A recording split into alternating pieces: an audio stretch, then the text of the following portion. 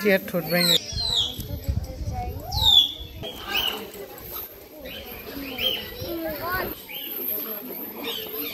আসসালামু আলাইকুম, কেমন আছেন সবাই? তো গত পর্বে আমি আপনাদেরকে কোর সাফারি দেখিয়েছিলাম। তো আজকের পর্বে আমরা দেখব সাফারি কিংডম।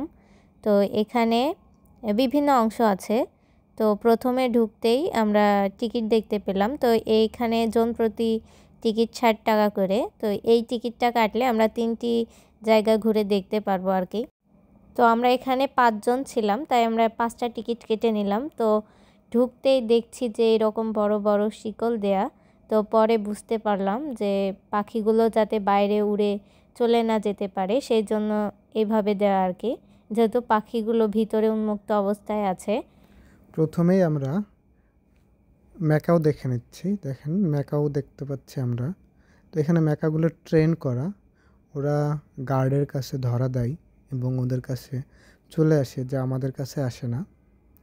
তো এগুলো দেখলে বোঝা যায় আল্লাহর সৃষ্টি কত সুন্দর, আল্লাহর কি অপরূপ সৃষ্টি। এদেরকে দেখলে খুব সুন্দরভাবে বোঝা যায়। এখানে অনেকগুলো ম্যাকাও ছিল বিভিন্ন রঙের। আর এরা আপনার কাছে বা আমার কাছে সহজে আসতে চাইবে না। আপনি চাইলে গার্ডদের সাথে কথা বলে আপনি নিতে পারেন।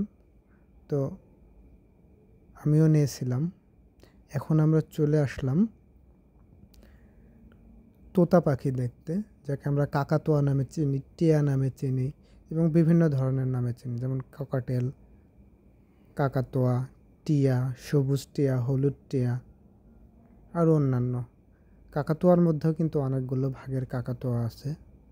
আপনারা এখানে প্রায় 3 প্রজাতির কাকাতুয়া দেখবেন। এই যে একটা দেখলেন ধূসর, এক প্রকার আছে সাদা, একটা আছে গোলাপি। যদিও আমি এগুলোর নাম ওইভাবে জানি না, জানলে খুব ভালো হতো, আপনাদেরকে জানাইতে পারতাম। এই যে এটা দেখতেছেন, এটা ধূসর, এটা একটু অসম্ভব সুন্দর।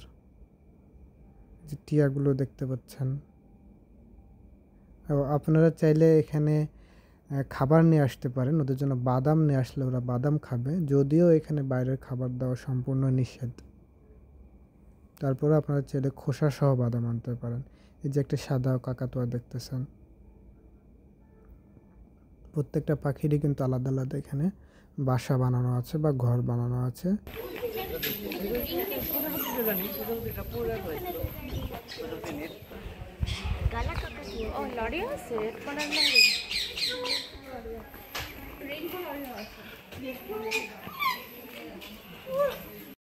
যদি আপনারা গাজীপুরে থাকেন তো অবশ্যই ফ্যামিলি নিয়ে ঘুরতে যেতে পারেন আর কি। এখানকার পরিবেশটা অনেক সুন্দর, আর ভিতরে তো পাখিগুলো উন্মুক্ত ছিল, তাই পাখিগুলো যে খেলা করছিল দেখতেও অনেক ভালো লাগছিল। আর পাখির কিচিরমিচির আওয়াজ তো সাথে ফিরেই আছে। তো আপনারা পরিবারের সাথে যেতে পারেন, অনেক সুন্দর জায়গা।